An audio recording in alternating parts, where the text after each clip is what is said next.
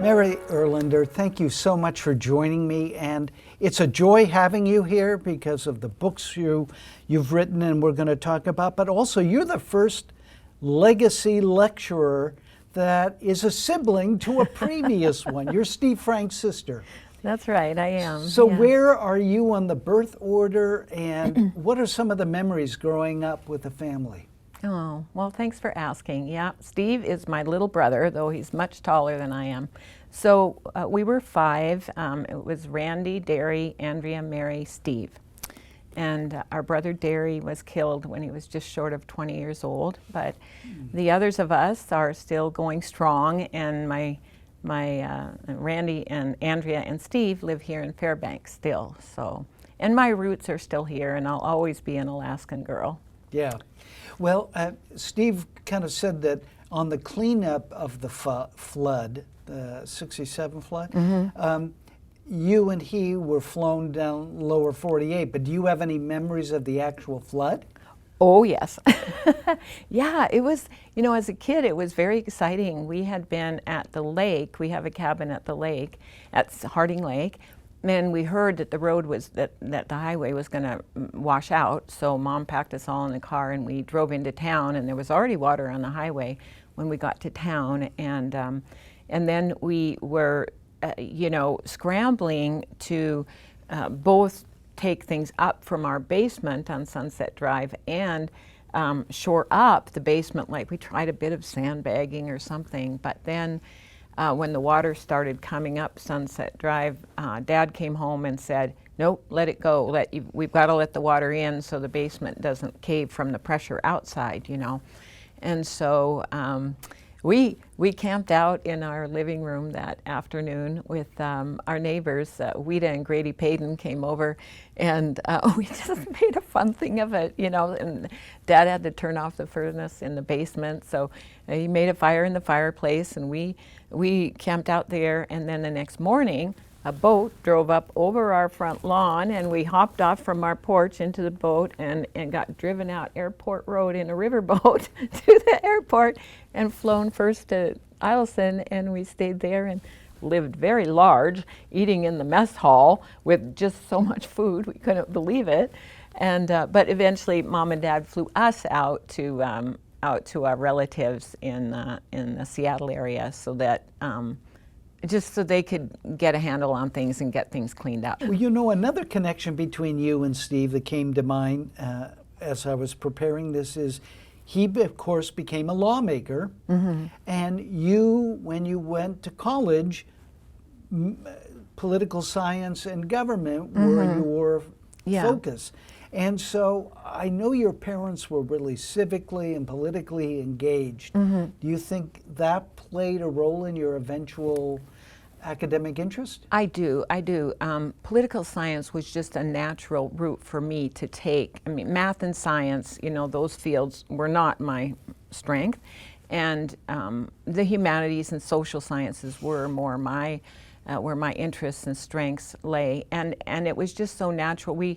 Our family was always politically engaged, and you know, we always talked politics at the dinner table, not forcefully so, but just we were just politically aware. And so, yeah, I think it was just natural for me. I felt at home in talking politics and government. Yeah. You know, and it's so interesting, I think, over the dinner table, lively discussion is really the sort of foundation to academic disputes or discussions or research, trying to get a handle on an idea by measuring other people's views of that. Absolutely. And you know, just the whole thing of having dinner, I mean, as I remember it, of course there must have been exceptions, but as I remember it, we had dinner together every night at the dinner table. Dad came home, and then, you know, Mom was a homemaker, and we had dinner together and talked about all kinds of subjects, and sometimes Mom and Dad never preached at us at all, but they were a very strong influence on us, and their values came through just in the way we discussed things. And sometimes Dad would dispense with some wisdom, like, oh, he told us one night, you know, the best thing about telling the truth is that you never have to remember what you said. And I think we all sort of thought about that for a minute before we realized, oh yeah, that's right. Because if you tell the truth, you know what happened. You don't have to try to remember what it was that you made up. And there were other little things like that, lessons Mom told us. Now, if you don't have anything nice to say, don't say anything at all. Those kinds of lessons. So, it wasn't preaching, but it was just instilling values in us through modeling them and through very natural discussions that happen daily in the home. So we were so blessed to grow up as we did, Now, in your schooling, early schooling, I understand you were in the Malamute band. Mm-hmm. I'm trying to picture that. What drew you to that, and are you musically inclined? I can't say that I am, but my mother played the violin, and my mother in the University Symphony Orchestra here. She was a founding member of the University Community Symphony Orchestra.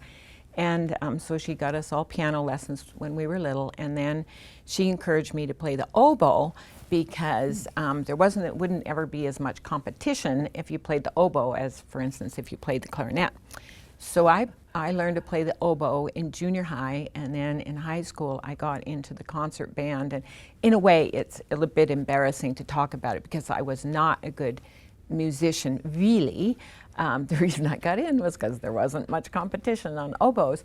But it was so fun to be a part of something, a part of a group, a part of something that was bigger than yourself. I had natural friends. We played at all the basketball games, and we got to go on the train to Anchorage for adjudication. And, Sure. I had an identity, not as a strong musician, but as a member of the Malamute band. And that was just, it was just nice, it was healthy. Well, you raise an interesting point because, again, in terms of later life skills, when you talk about that being part of something larger, music, not only do you have to know your part, but you have to listen to what's happening around you and work in concert with them. And that's Absolutely. an amazing skill, Yes. isn't it? Yes. Yeah, it is. It's, there's so much that's so beneficial about music education. I mean, it was because of my experience and I was not a stellar music student at all, but I encouraged all of my boys to do music, and it was definitely their identities in high school, through school. It was music. They were musicians. I mean, truly musicians. And in fact, the youngest did vocal music performance as his undergrad degree at the University of Northern Colorado. But they all are very musically inclined, and it was so beneficial to them in so many ways. Yeah, hard to think. Well, were there other teachers or programs growing up in the school system here, Mary, that come to mind for you? Well, the teacher who had the most influence on me of anyone by far was Mrs. Boko. This is Mary Ann Boko. She was my 6th grade teacher at Denali School. And we were scared of her before we got in her class, because she had a reputation as a tough teacher. But oh my goodness, she taught us leadership and gumption and not being, we could not be wimps in that class. She had high expectations of us.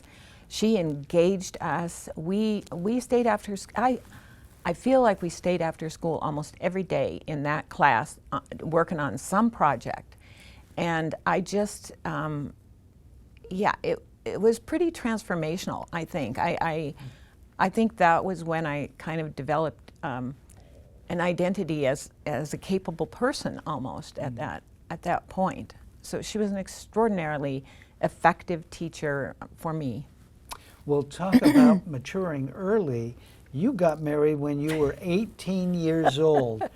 Now, there's an international component here, so I want the dirt here, Mary. Tell me what happened. How did you meet Lars? Yeah, so, well, it sounds pretty ditzy now that I got married at 18, but we are approaching our 52nd anniversary this isn't that fall. wonderful? So We've been so fortunate.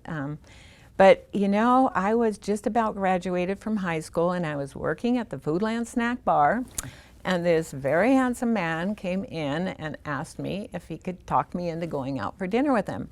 Well, I'd never been out with a boy I didn't know before already, like from school or something, you know. But I thought, that really seems like a very mature thing to do. So after a lot of dithering and babbling, I said yes, and we went out for a date, and 8 months later we were married. So at first my parents were horrified, I think, that this was developing so quickly, but they came to know him well and really appreciated him a lot, and felt, I think they felt quite good about the marriage by the time we were married. But my dad told me late in his life that, you know, the only thing was that your mom and I just thought it was sad that you weren't going to go to college. And here, my mother never knew, you know, as far as I went with my education, because she died so young, not just a couple years after I was married. But so that came later. I got my education later. Yeah. Now, Lars originally from Sweden? Yes. Now, how did he find his way to you in Alaska? Yeah, it's amazing that this boy from Sweden married this girl born in Fairbanks. Well, so he, yes, he was born and raised in Sweden, and when he was 21 years old, he kind of wanted to see the world, and America wasn't even going to be his last stop. He liked to say he was on his way to Australia. But he had a sponsor here who was a business associate of his dad's in Sweden, and so he was in Wisconsin for a while, in Chicago for a while, and but this was during the Vietnam era.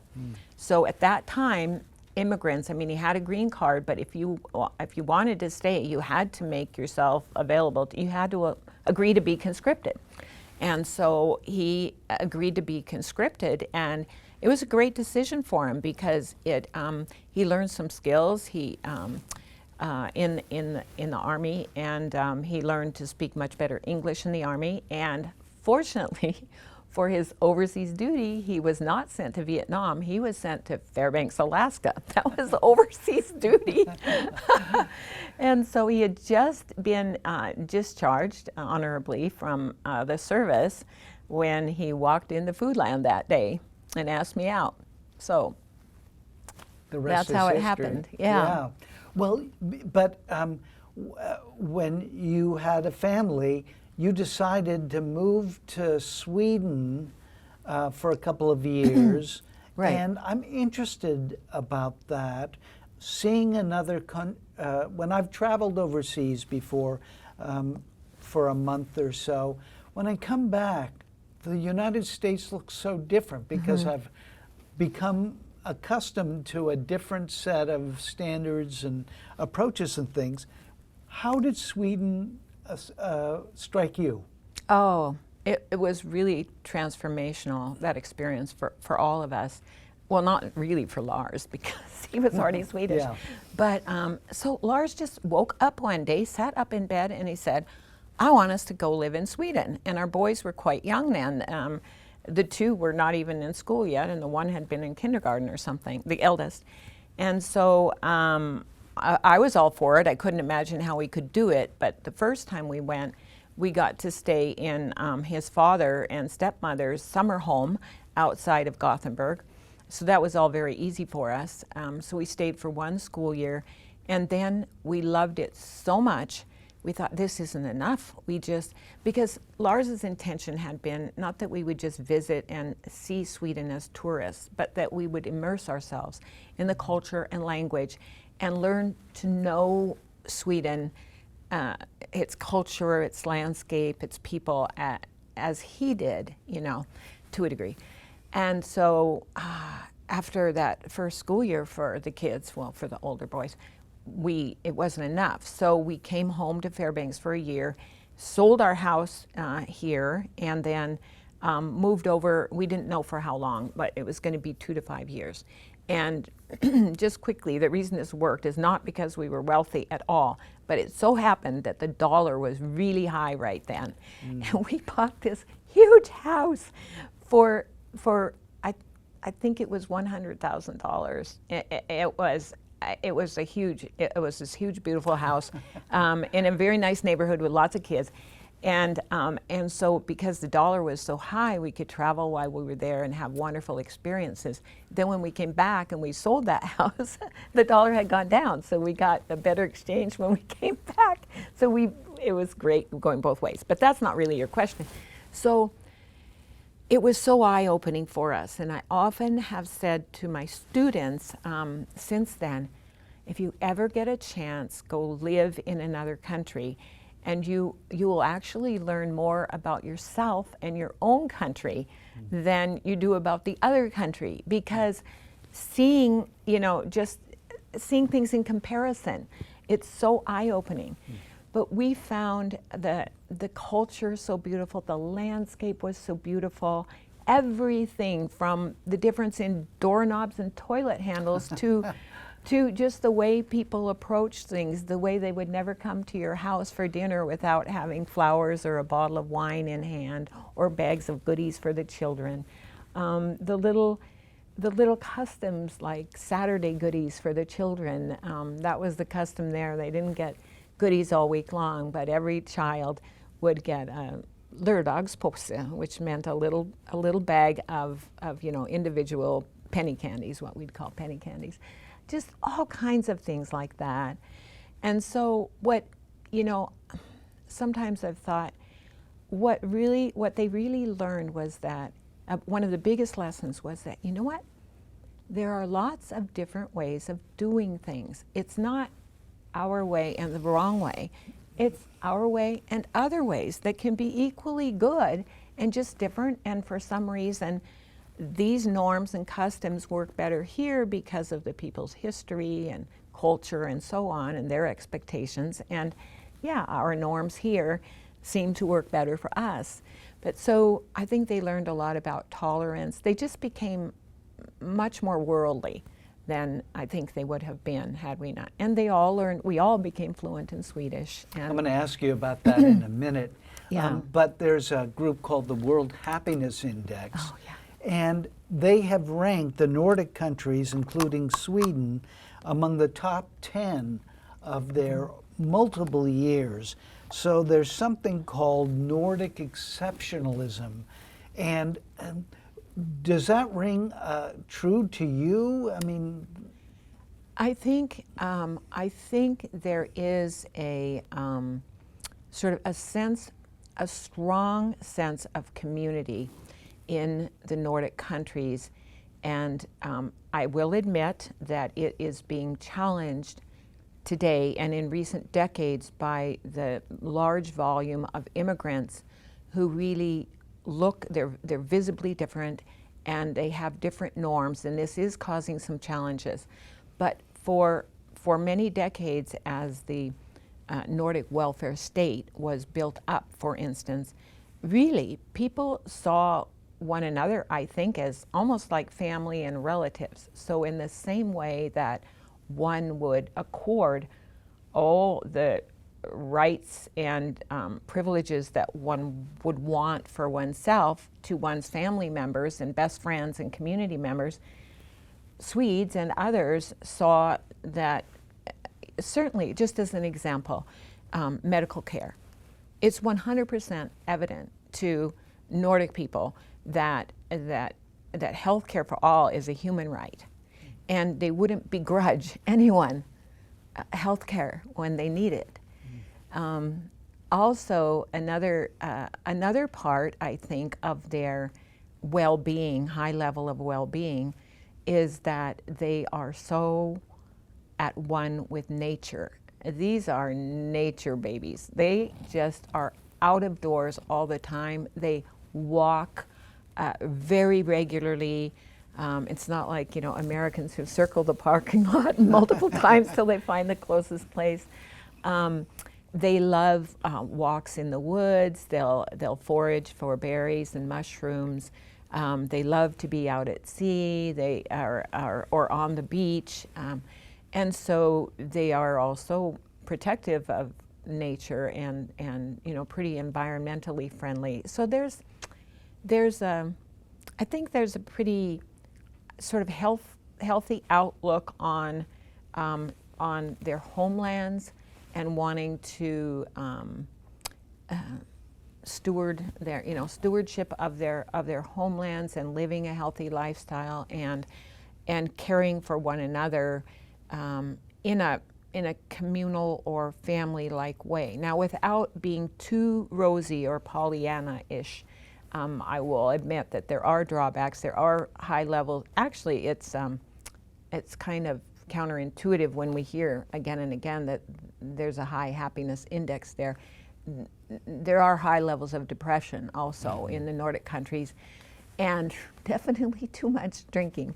So we'll get to alcoholism okay. in a minute, Yeah. and that circumpolar aspect of it. But talking about language, so you and of course the whole family become fluent in it. Later you translate a book from Swedish into English, but it's an older document.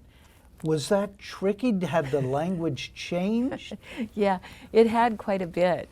And so I really did become very, very fluent in Swedish, in both reading it and speaking. And yet this book did use, the grammar has evolved over time, and of course some of the vocabulary I wasn't familiar with, even actually some of the descriptive terms of birds and of the landscape in Southeast, because this took place in Yakutat.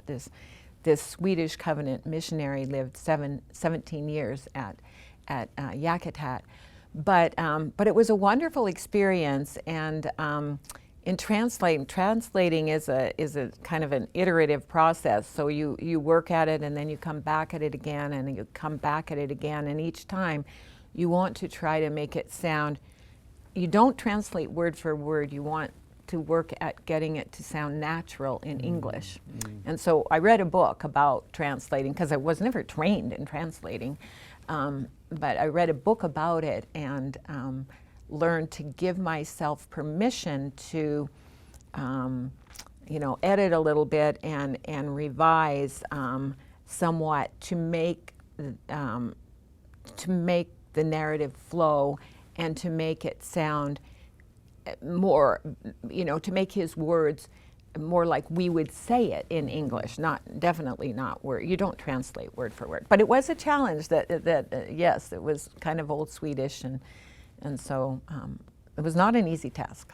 Well, let me just observe, that's another hallmark of great scholarship, is becoming intimate with the text and learning how to communicate that text to others. So it probably served you well. Oh, it did. I developed, really, I think I really honed my research skills through that project. I had to do a lot of background research. I didn't know anything about the Swedish Evangelical Covenant Church, and I had to do research on, the context for this missionary's life in Sweden before he came over here. Had to do a lot of footnoting, wrote a long introduction for the book, both about the setting in Yakutat and about the setting that he came from in Sweden, about the reform movement within the Lutheran Church that led to these sort of offshoots of Lutheran denominations. And so there was a lot of background research, and yes, so it was quite an undertaking. Yeah, I can imagine. Well, let's get you back to the United States and talking about scholarship. You decide to return to college or go to college, and you major in political science. We've talked about where that might have come from, but who was here at the university then teaching, and who had influences on you then, Mary? Yeah, so the people I remember well in the political science department were Jerry Macbeth and Jim Gladden, and then a little bit later, Karen Erickson came and Jonathan Rosenberg. And then in the history department, there were Terrence Cole and Klaus Naske, who had the most influence on me. But Jerry Macbeth was my mentor and my advisor, and just has been, his wife is Chinese, and he told me a saying that they have in Chinese, and I'll mangle it, but it's something to the effect of that a teacher-student relationship is lifelong. And he really modeled that for me, and has continued to be a great mentor for me. And so he was my advisor in my undergrad program and then in my Northern Studies program, and helped me go on to graduate school. And then, I became his colleague, and eventually I feel a little shy about calling him a good friend, because I kind of really look up to him still.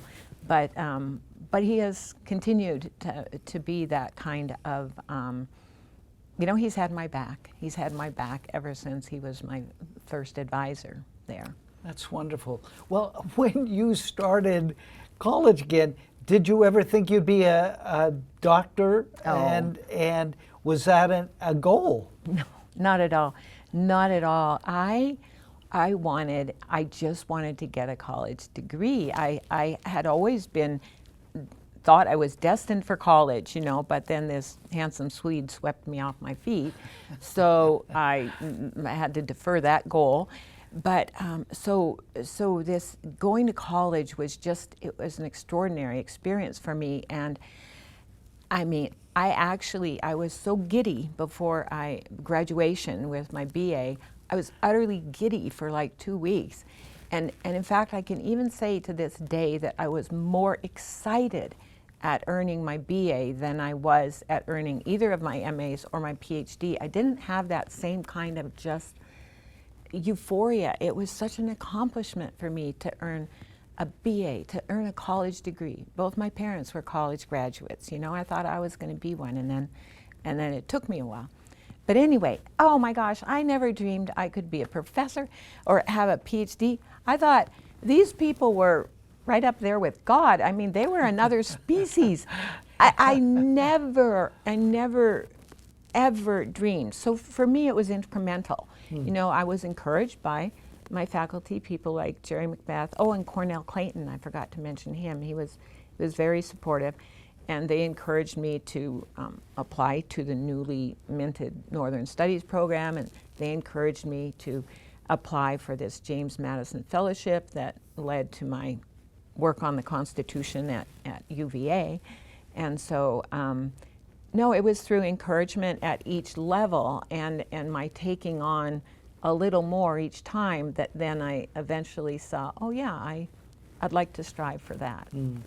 Well, I can't help but I know you co-edited a book, Salute Terence Cole and his wonderful achievement in life. So you must have a Terence story to share, because everybody who knew him did. Oh my goodness, there are so many Terence stories, but he was a dear friend, and I was privileged to call him a dear friend. But he started out being, a professor for me. And we were almost the same age, actually. So when I took a U.S. history class from him, he was just awesome, so entertaining, so clearly brilliant, but also, a goofball. And there was always some hijinks. He was always spilling his coffee on the overhead projector, or once he broke the handle off on the faucet in this room down in the basement of the Greening building. It was always something, but he made history come alive. And I can picture myself sitting there and thinking, oh, if only all my boys' teachers were just like this. He was just so engaging. And then later, he became my colleague, and he always was such a great mentor, and he cheered me on and encouraged me with my research. But the thing that I think the thing that I really loved and respected and admired most about him was his devotion to students and their well-being. he would pop into my office, plop down on top of my file cabinet that was low, and he'd always start out with, "Now, Mary, what can we do for so-and-so?" He was always finagling, always trying to get scholarships for students, always looking for jobs for students in the summertime. It was just amazing. He always put students first. It was a rare quality, and that was the thing that I found most admirable, and that I appreciated so much in him. Yeah, he was a remarkable guy. Well, all right, you go on and get a master's in Northern Studies. Since you later chaired that department, let's talk a minute about Northern Studies, what that discipline is, and also I'm interested who started the program and what was behind it. Yeah, so Northern Studies, and now it's Arctic and Northern Studies, is a regional studies program. So it's interdisciplinary. It's not one discipline, but we focused on the social sciences and humanities in the circumpolar north. So that's what we mean by the north. Not only the Arctic, but really the 8 states of the circumpolar north. So, all the way down to southeast Alaska and the Aleutians. We don't only count from the Arctic Circle north. And again, focusing on the social sciences and humanities. So it was in the late 80s and early 90s that, as you know, the Soviet Union was falling apart, and communication lines were opening up even before it did, because Mikhail Gorbachev was open-minded, and there was perestroika and glasnost. And so communication lines were opening up, and we could begin to see the circumpolar north as a region and approach it as a region with common challenges, opportunities, and so on. And Indigenous peoples, for the first time in a long time, began to be able to communicate with their very own relatives, across from east to west and west to east. And so amid this rapid political change context, Anne Shinquin was dean of CLA, and she saw an opportunity here for a graduate program within CLA. Neither anthropology had a Ph.D. program at the time, master's and Ph.D., but neither history nor political science had graduate programs.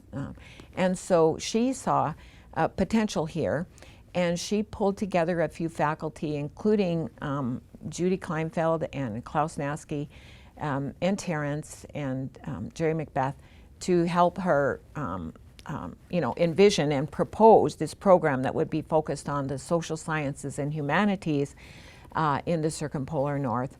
And it passed through the faculty senate, and then she appointed Judy Kleinfeld as the founding director of the program. And so it was really Judy who built it up. And then I was among the very first cohort that entered the program, and was encouraged by my undergrad faculty to do so. And I was one of the first 2 graduates of the program. And so eventually, after I earned my PhD and was back here in Fairbanks and teaching at Lathrop, Judy called me up one day and said that her assistant director was leaving, just kind of on the spur of the moment, and they needed someone to fill that position quickly and didn't have to do a national search because there was no time. And was I interested? And oh my goodness, as my son would say, boy howdy, was I interested, So one thing led to another, but Judy did a tremendous job. Judy and people like Jerry Macbeth and Terrence and Klaus Naske and Jim Gladden and Jonathan Rosenberg and Karen Erickson did a great job of building that program up. And then Judy, she mentored me very closely and eventually really entrusted me, knowing that I would be her successor in leading the program after she retired. So, she was a tremendous mentor and role model for me, and I'm very grateful for her trust in me. We'll get back to your taking over the reins on the program in a minute, but I want to get you two things. I want to get you to Virginia for your constitutional studies, but also I know an early interest for you as a researcher was alcoholism. Yes. Why that? And you took a circumpolar look at it. Tell me why. Yeah, well, I was born and raised here in Fairbanks, and anybody who has his or her eyes open recognizes before long that we have severe problems in Alaska with alcohol abuse, and at the time I was a young mother, and I just couldn't help but think of children and how alcohol abuse, I'm not a teetotaler, but how alcohol abuse in the home impacted children, and how it just broke my heart, and so I became curious about whether what was the historical basis for this? What was it about us? Was it something about the North, and so on? And so I wasn't so much. I never really tackled what drives the individual to drink. It was more at a population level, a cultural level, a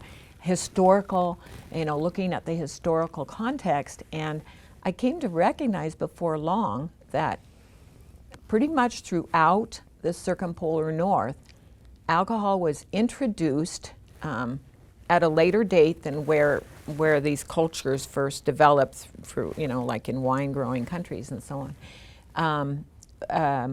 By abusers of alcohol. So for instance, here in Alaska, it was first Russians who abused alcohol as, the fur traders who came over.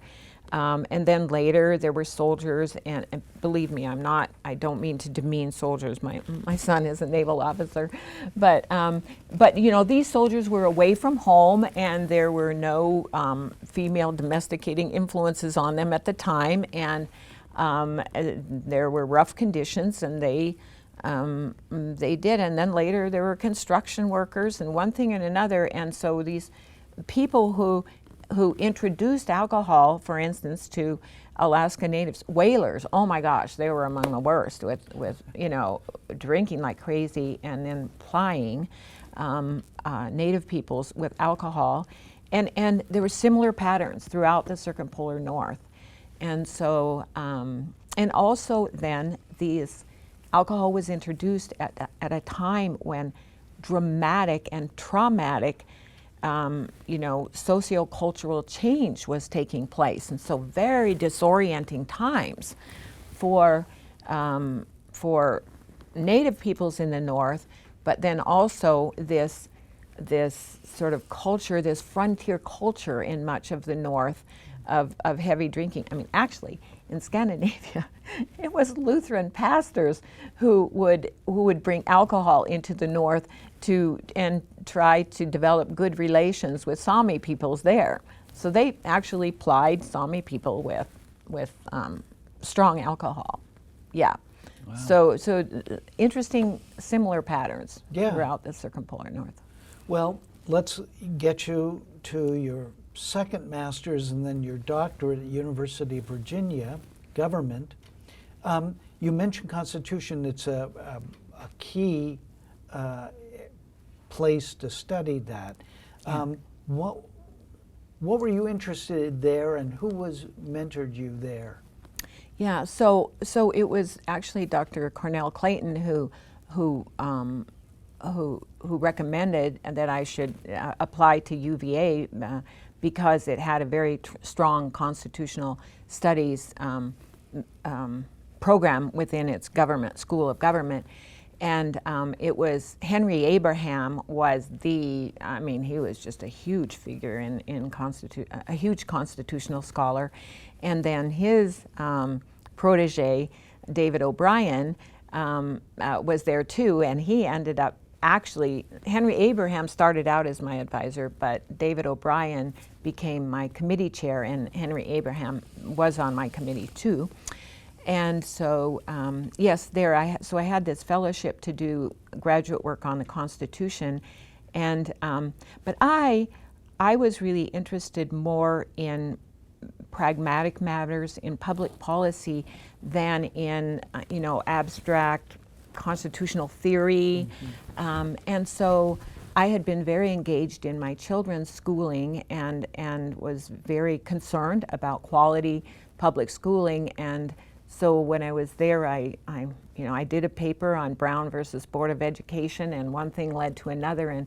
And so I looked at how our Constitution impacted public education policy and studied the history of segregation and desegregation in our public schools there.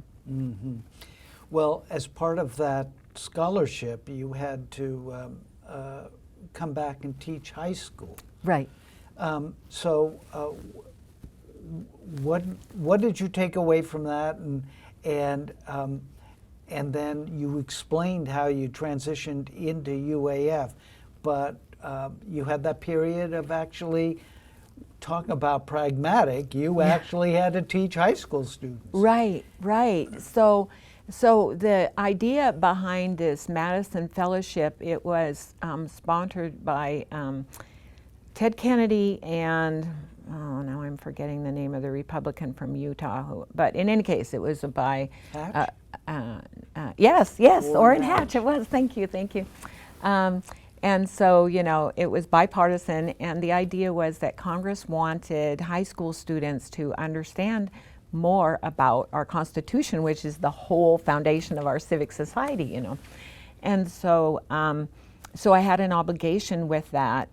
It was only for the master's degree, not for the Ph.D. back there, but I had an obligation to come back and teach in a high school, teach social studies, preferably government if I could, in high school. And so once I came back, I hadn't finished my PhD yet. I completed my dissertation from home, but I started in the Teachers for Alaska program because I had to get my teaching credential. I couldn't just walk into Lathrop or West and say, can you give me a job because I've got this obligation. So I went through the Teachers for Alaska program, and very fortunately I was able to student teach with a wonderful teacher, Nancy Plaxico, at Lathrop High School. And then that led to my getting hired at Lathrop High School the next year, and so I taught government and world history and a couple of classes of economics there, and it was great. It was a great learning experience for me. Had I not had my own boys not been just almost out of high school by that point, I probably would have been really terrified of teaching teenagers, but this was like, teaching my kids' friends and stuff. But it was very eye-opening for me, and I think I developed some very valuable teaching skills, learning how to teach, young people from all kinds of different backgrounds with different kinds of learning abilities and ways of learning. I think I developed skills in engaging students. You can't just stand there and lecture at them, that's for sure, and in making the curriculum relate to their everyday lives. Like, talking about public policy, well, they don't think they're interested. Well, it turns out, I told them, do you realize that the dress code here is a policy? And they're like, what? And they had plenty to say about the dress code, So I tried to bring them into thinking about government and public policy in those kinds of ways, so they could recognize how it did affect their lives, and they would do well to develop opinions and to practice critical thinking about the issues that we face as a country. So it was an invaluable experience for me before going on and teaching at the university. Well, let's expand this discussion to the circumpolar, because when you come back, you eventually, as I mentioned, are co-director of the Arctic and Northern Studies program. And it strikes me with global climate change, Mary, that the role of the Arctic has just grown exponentially. Was that your experience? And how do you, as the head of this program, respond nimbly to these changes? Yeah, well, and you have to. It's a very dynamic, but anytime, I mean, being in academia, probably being in any field, it's dynamic, and you always have to keep up with recent developments. But certainly, as the years went by, the Arctic kind of exploded in the public's consciousness, one could say, in particular with climate change, with warming, but also with the Arctic being recognized as a sink, what they call a sink for pollutants that swirl around in the atmosphere and in the oceans throughout the whole world. And because of processes that I don't understand because I'm not a natural scientist or an atmospheric scientist, but they end up getting into the ocean in the north, and they work their way up through the food web, poisoning animals upon which indigenous peoples have depended for millennia. And so, I mean, there's mercury and all kinds of other different kinds of toxins that have extremely deleterious effects on people. And so the world became, and through, good hard-hitting journalists, actually, the press, that educates us as a public, became aware of these two major things, environmental change, global warming, and increasing pollution in the north, and also how both of those phenomena were impacting indigenous peoples who ironically had very little to do. We're not the guilty ones for all of this, really, Sure. right?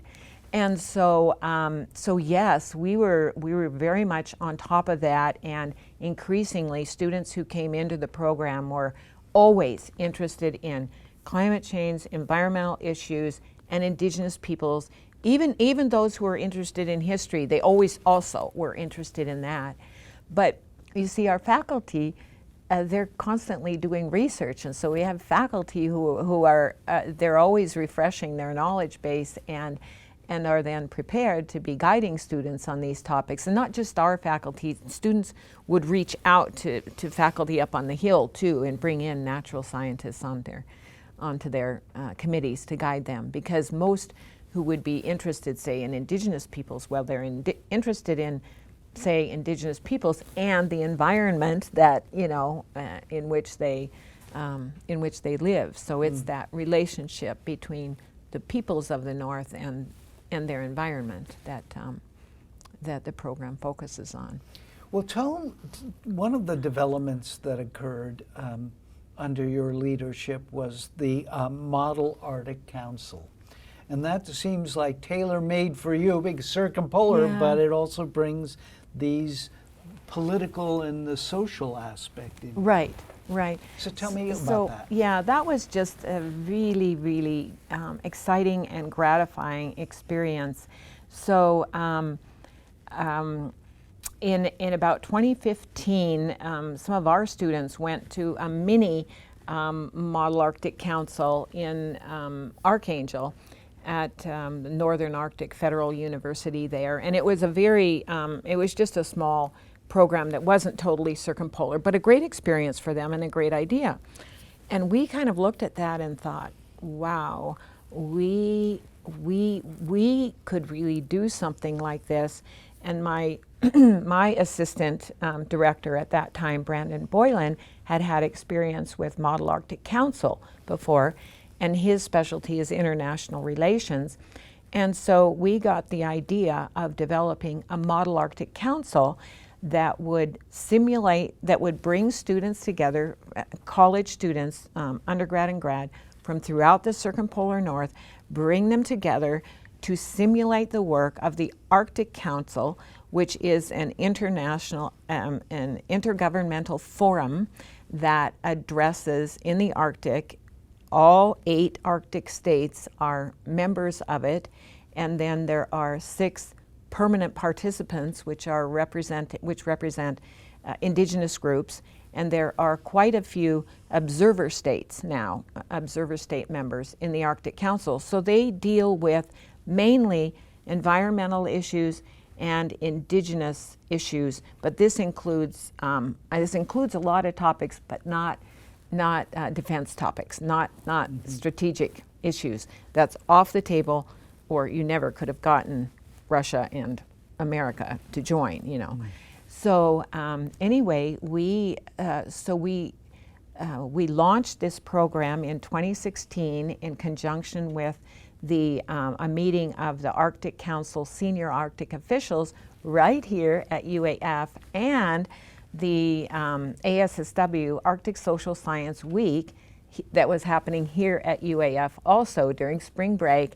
And so there were so many big shots at UAF right at the same time, and we had I think it was something like 65 students representing 22 countries. All the circumpolar north was represented, but some students were from other countries too, and many of them indigenous, and they were right here at UAF and simulating the work of 2 working groups within the Arctic Council, and working on issues that I can't remember what they were right now, but they were very salient issues at the time, and it was just phenomenal.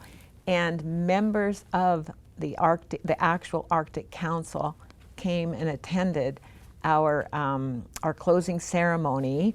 That was a huge thing. Lisa Murkowski came. She was here, and she came and she spoke to the students on the final morning, and many of them found that very inspiring. But interestingly, one of the things that kept coming back to us was we took a lot of feedback from the students, and Brandon and I have published a couple of articles on this and later Model Arctic Councils. But one of the most interesting feedback the students gave us was they thought it was so interesting to meet students from throughout the circumpolar north. They loved being in Alaska. They loved meeting indigenous students. Indigenous students loved meeting other indigenous students from other parts of the north. And so it was an incredible learning experience for them. And the model was that the Model Arctic Council rotates with the chairship of the Arctic Council. So every 2 years, a different country in the north, in the circumpolar north, chairs the Arctic Council. And the U.S. was chairing the Arctic Council at the time. Well, after that, and 2 years later, Finland was chairing it. And so we did a program there in Rovaniemi. Brandon and I flew over there, and actually a Finnish scholar, Lassi Heinonen, ran the MAC, but we were kind of there and you know, providing some guidance and background and watching it all, and wrote another article on it. But anyway, so, and then the next one was in Akureyri in Iceland, hosted it. University of Akureyri in Iceland hosted it, but that had to go online because of COVID. And then the next one was supposed to be at Narfu in Russia, but Ukraine happened. And so the whole Arctic Council is in a bit of limbo right now because of the Ukraine war. But at the same time, the Arctic Council itself has increasingly committed to and endorsed this program, the Model Arctic Council. And so, in fact, just recently, Brandon met with some of the people from the Arctic Council, and they are just like full bore officially supporting this program now. Oh, wonderful. So it's yeah. Those kind of efforts are so critical when the world countries are at war, right, and there is such acrimony. Right, right. And I do have faith that that the Arctic Council will be able to function in the future again. I mean, stuff is going on behind the scenes, but they're not officially having their normal meetings that they would. So, but the experience for kids, you know, to fill these roles and really get a sense of the issues that the various countries have to deal with, It's an extraordinary learning experience for them. So yeah, it was very gratifying, and I'm so glad that it's continuing, you know. And so wonderful that UAF, was a home for that, Yes. budding. Yes.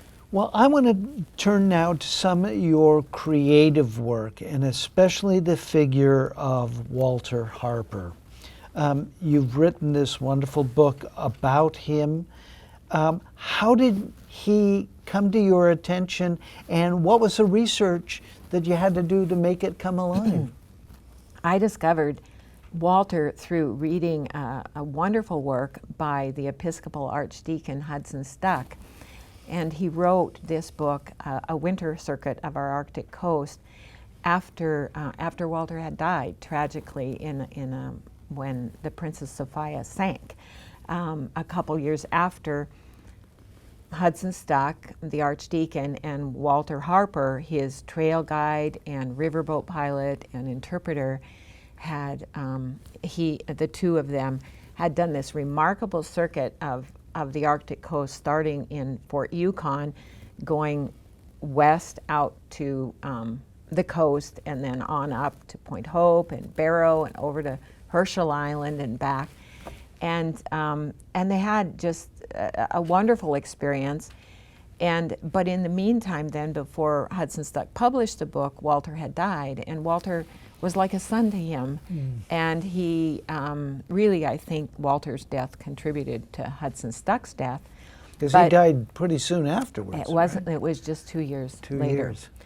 But anyway, he wrote so lovingly of Walter, and so I discovered this totally amazing guy whom I had never heard of as a girl who grew up in Alaska and had studied a fair amount about Alaska history. So I was kind of stunned, and I thought, this guy seems just amazing. I've got to learn more about him.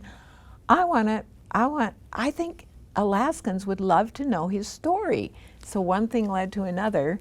And fortunately, Hudson Stuck left a lot of written materials behind, and so I did a lot of work with published materials, but tons of archival work to get into Hudson Stuck's diaries, to get into other people's diaries.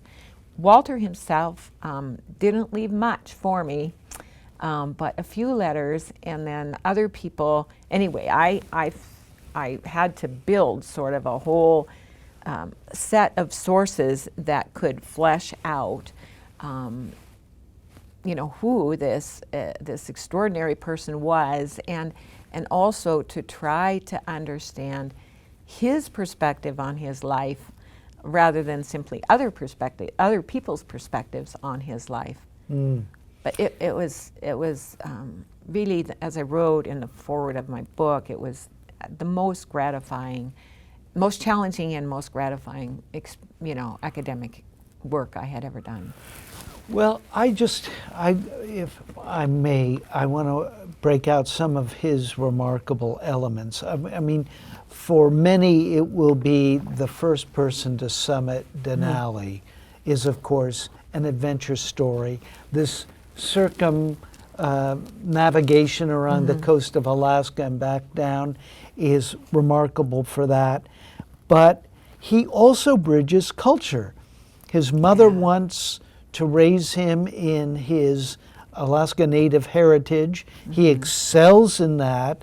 What got me when you were talking about as a riverboat, he sort of picked that up and became an expert, a top-notch at that. He seemed remarkable about that, and yet he also seemed to embrace Western ways of knowing as well, and seemed to he was going to be a doctor at some point. So, Mary, that seems like an extraordinary embarrassment of riches almost, doesn't it?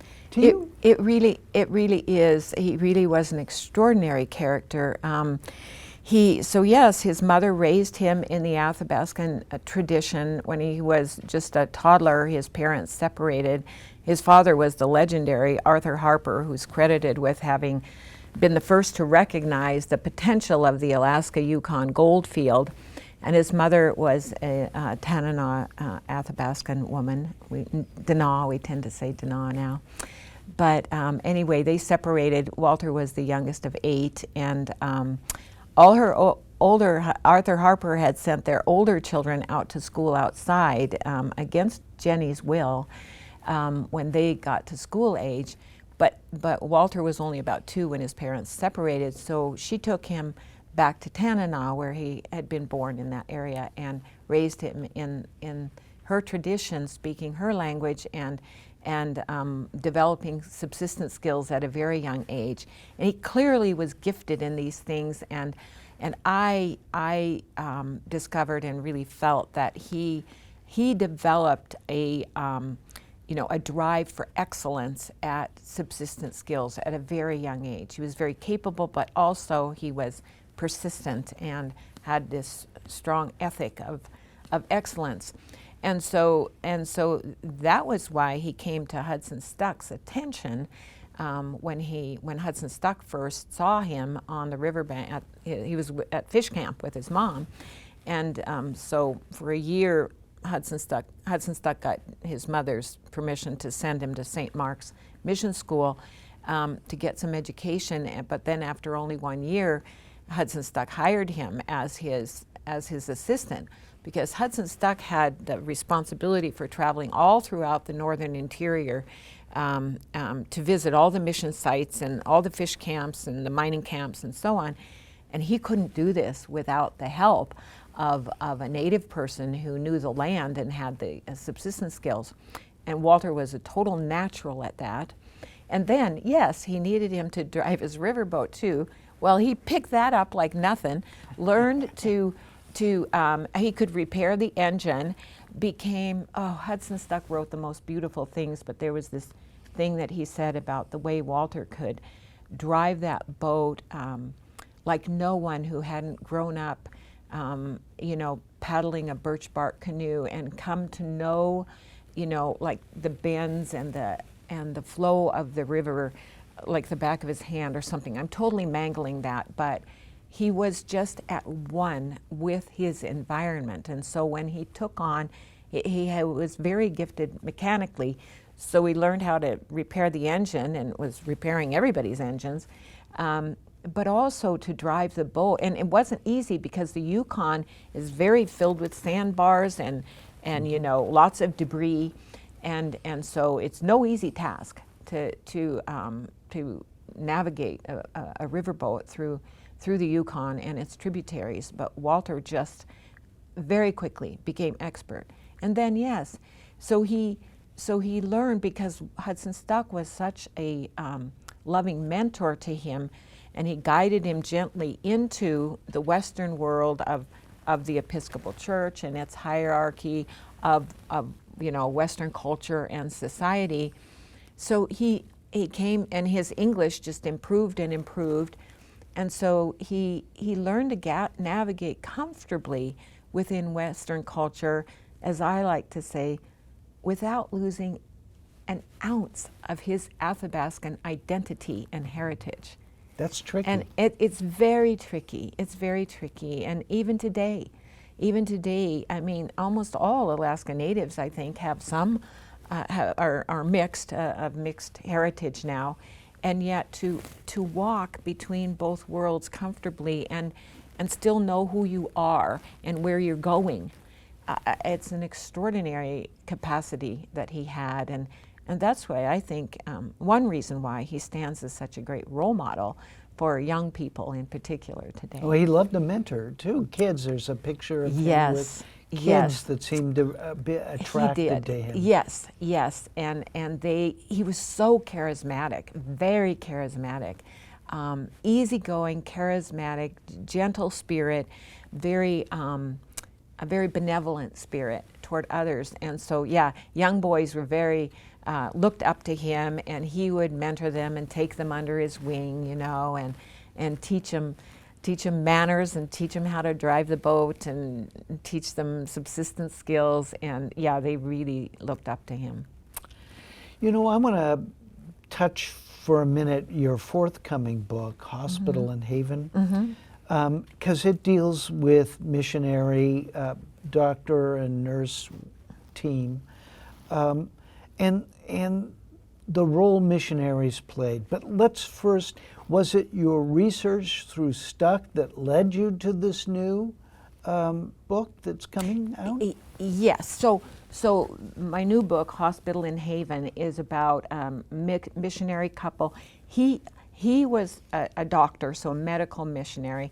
His wife, Clara, had come up here as an Episcopal missionary. She went first to Alaskana, but so she wasn't a nurse, but she, at Fort Yukon, so they ended up serving the Gwich'in people for the most part, but also other Native peoples and white folks in the northern interior for nearly 30 years.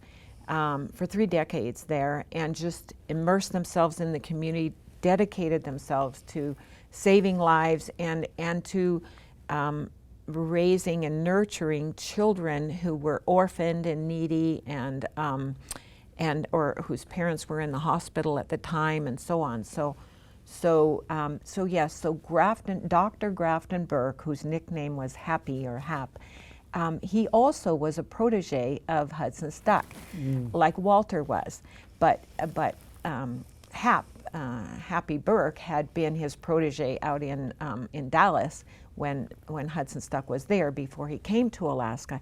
So Grafton or Happy Burke followed Hudson Stuck to Alaska after he had earned his medical degree, and he knew at that point he was dedicating himself. His life would be, providing medical care for Native peoples and also being a pastor. He was a missionary as well. But his primary work was his medical work. And then Clara, his wife, her primary work was within the mission home and taking in children who either temporarily or permanently needed a home. There were so many epidemics at the time that caused children to become orphans or half orphans, as they sometimes said. For heaven's sakes, the flu epidemic? Oh, so many. There was tuberculosis. Flu, there was tuberculosis was the ongoing threat. Measles killed so many people, and then sometimes, so there would be a single parent. If it was a father who survived, well, he had to go and hunt to support his children, and so sometimes. In that case, Clara would watch children for, a few weeks or a month or something while Dad was out on the trap line if he couldn't take the children. But other times they raised children as well. So she just provided this amazing, loving family atmosphere and raised and nurtured many, many children. I don't know what would have become of them if they hadn't done this. Does it strike you that there's a real tension involved here when we look back at the role of missionaries? For many, of course, they're one of the faces of colonialism and leading to cultural disruption. But as your books point out, there were others that really supported Native culture, worried about cultural disruption, and brought health and medical arts to bear on their lives. So there's a tension there, isn't there, Mary? Absolutely, absolutely. And I guess one of the biggest lessons that I have tried to get across to my graduate students, who are the ones who hear the most about this, is to have them to, we historians try to complicate the narrative and have them understand that, yes, there were just horrendous acts done and harm done by certain missionaries in Alaska and elsewhere to Indigenous people and others. It's not, missionaries are not a one-size-fits-all kind of an animal.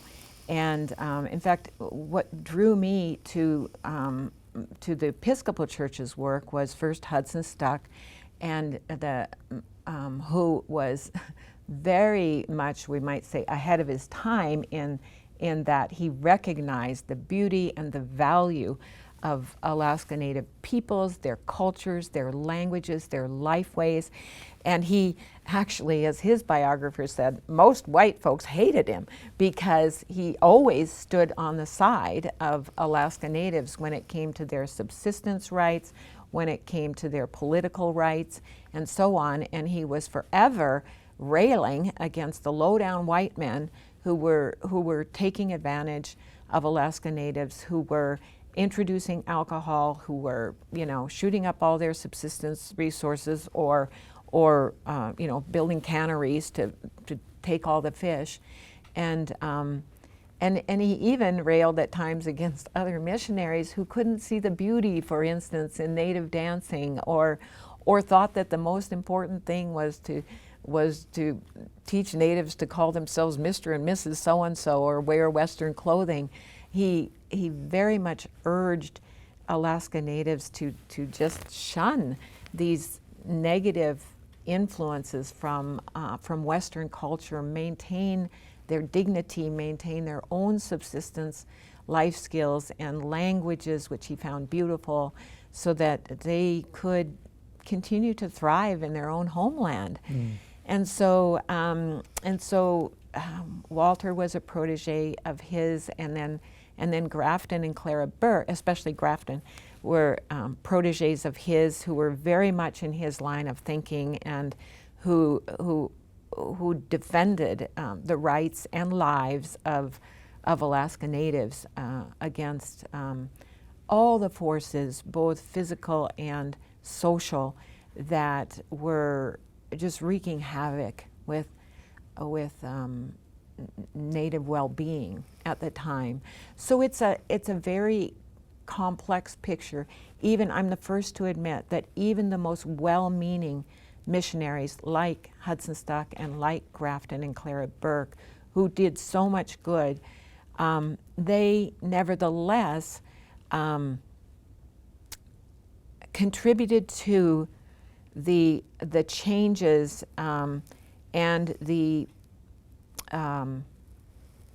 and sort of disrespect in some ways for Alaska Native peoples and lifeways, simply by, for instance, being authorities and making changes that were for the good, like, say, bringing in methods of sanitation and hygiene that were absolutely saving lives, absolutely, no question about it.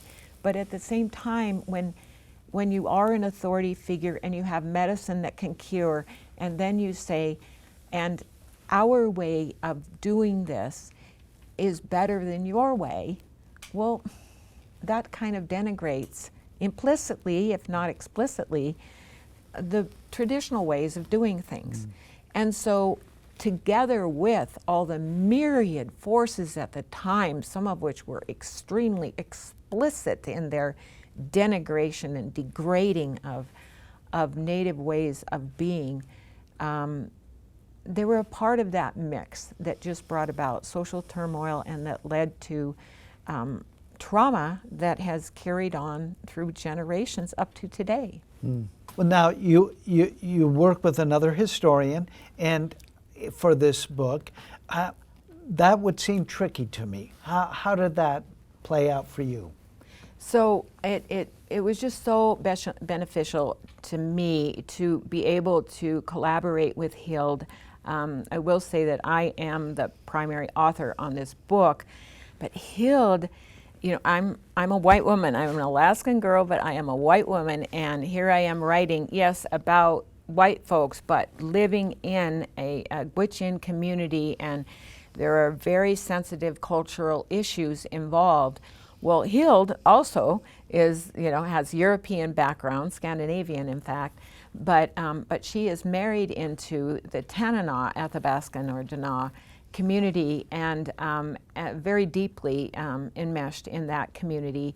And so she has a lot of cultural sensitivity, a lot of networks, and her own husband, Guy, also was a guide to us on culturally sensitive issues. And so she really was great in sort of guiding me at times about where we needed to spend more time, acknowledging something or explaining something, or maybe I was getting too much of a focus on Fort Yukon when we really should have had a broader lens in some cases and included other regions along the Yukon and Tanana River, for instance. So great cultural sensitivity there, and also great networks. So for instance, she made contact with a friend of hers, Greta Bergman, who is from Fort Yukon and Fairbanks, whose ancestors, relatively recent ancestors, actually played big parts in the story. She identifies as Gwich'in. She is Gwich'in. She's of mixed race. And so we asked her to, and if it hadn't been for Hild, I wouldn't have had this connection with Greta.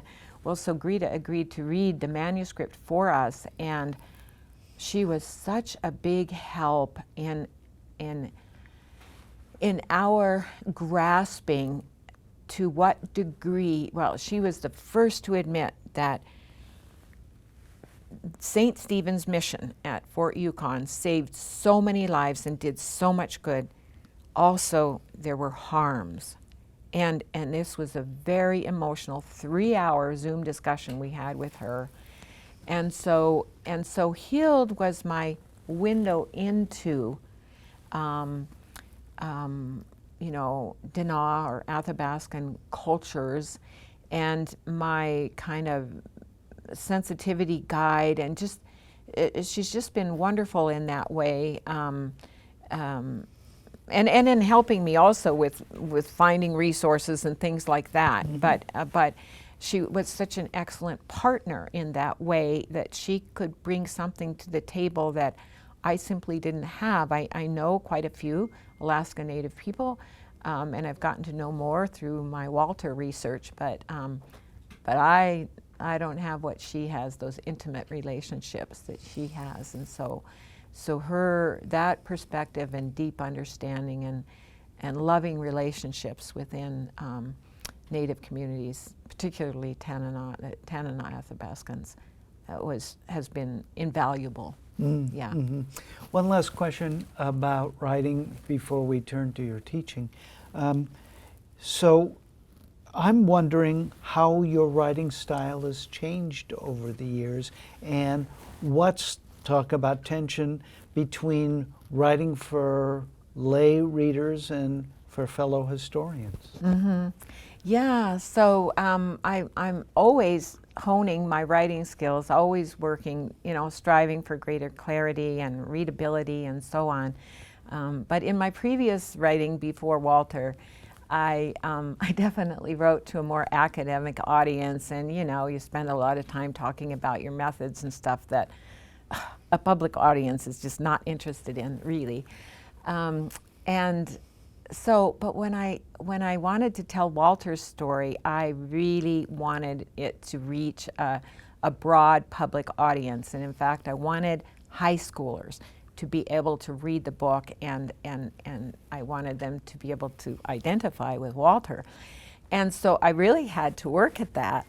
And I also wanted it to be a bit of a rollicking read. I mean, it is quite an adventure story. Well, yeah, totally. And so I hadn't been used to writing like that. I mean, I hope my writing was interesting and compelling, but not in, I wasn't writing page turners before. And so I was striving for a more lyrical, a more storytelling kind of style that would really engage readers, that would feel adventuresome. And at the same time, it was challenging because I didn't make stuff up. I mean, everything was documented. So I was writing as an historian who footnotes everything. And yet at the same time makes it readable and fascinating. Lively and engaging. Yes, yes. And so with this book too, my current book, I very much, the Walter book, I wanted it to be used in universities, and it has been like in Alaska history classes and so on. So I was striving for that too. I wanted to have credibility as an historian, in other words, while at the same time not writing in a hoity-toity, dry academic way that puts people to sleep. So with Hap and Clara's story, also we are really writing to a broad public audience that we hope will be inspired by their story, and so and a very diverse audience, with whom we hope their story will resonate. Well, I will only note in passing that the Alaska Historical Society has tapped you as Historian of the Year for your efforts, so you must be doing something right. Do you think, it's so interesting, I find that Alaskans know or take a real interest in their past. Does that strike you too, Mary? I have had so much positive feedback about Walter's story, both about Walter himself, and so many people have commented on, oh, and I love the history. I love the context that you wove in to his life. And, in fact, I was just talking to my brother Steve about this, and he loves to read biographies. And we were saying how, it's really interesting to learn history by reading biography or life stories, because it makes the history come alive, and it makes it so personal to get to see it through the lens of how did these historical events and forces impact an individual or individuals, right? So, but I do think that I do find that Alaskans are very interested in their own history, and many identify deeply with it, either because they've lived here a long time or they're multi-generational Alaskans. Yeah. Well, speaking of awards, you won the Emil Usibelli Teaching Award. So I got to ask you, talking about making history lively and engaging, what makes a good teacher? Well, I really do believe that subject matter expertise, and at the university level, having an active research agenda that you weave into your teaching it's utterly critical, but equally critical is really caring about and connecting with your students as individuals, as people who have strengths and weaknesses and anxieties, and maybe don't have so much self-confidence, but have goals and ambitions and interests, and are interesting people, And so I've just been able to connect with my students, and I think that many of them have understood that I do really care about them, and I'm interested in them and their research and their futures and so on. And so I think that students respond. I mean, students are people, and people respond to people. We're social animals, So just subject matter expertise doesn't cut it. You have to engage. You have to meet people where they are, and show an interest in them, and then I think they will, in turn, respond and learn. Yeah. Well, speaking of which, we're taping this the day after commencement, and you came up, you and your husband Lars live down in Washington State now. I know you've been wrestling with some illness. How has that, do you think, impressed itself on you? Johnson says the idea of death concentrates the mind marvelously, or something like that. Yeah. And you think, really? Really? Yeah. But anyway, how has your illness helped, or insights you've gained from it, Mary? Yeah, well, it does, when you face mortality, you do really think about what is important in life. And I have been actually very fortunate. I was diagnosed with advanced cancer in early 2020, and but I responded very well to treatment. It did recur, and now I am just so fortunate to be in a clinical trial at the University of Washington, and I appear to be doing well with this immunotherapy.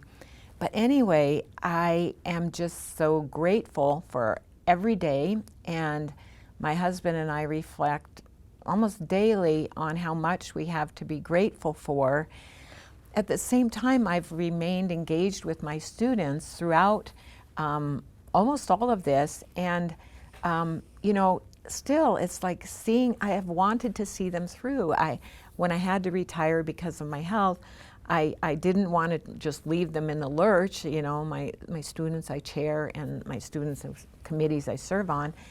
And so it's just so gratifying that here now, just yesterday, 2 more of my Ph.D. students completed their programs, and I'm it's been very rewarding and stimulating, and has given me, you know, it's not like I didn't have purpose in living, but yes, to have every day something super interesting to work on and to enjoy, mostly through Zoom and you know, giving lots of feedback on Word documents.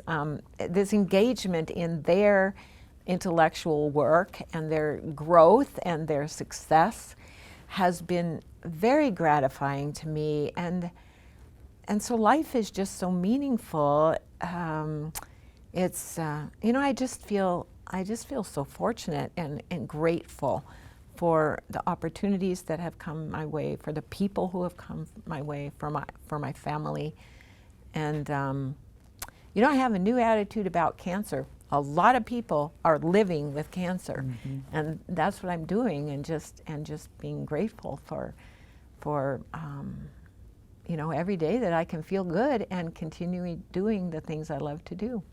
I think I told you when I talked to Terrence Cole when he was going through his illness, I said, what kind of insights? And he goes, I take great comfort that through my work, through my students, the conversation goes on. Yeah, yeah.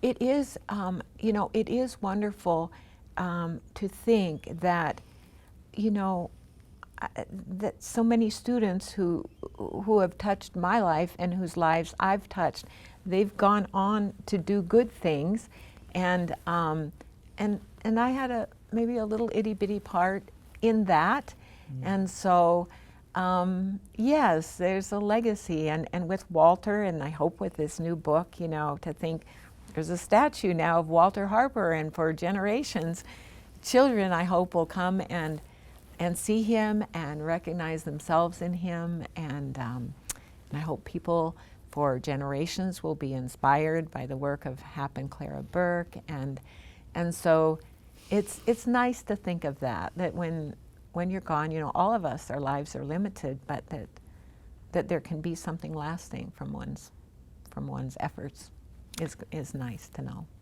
Well, Mary Ehrlander, thank you so much for taking time to talk with me today. Thank you. It's been lovely. It's been really fun.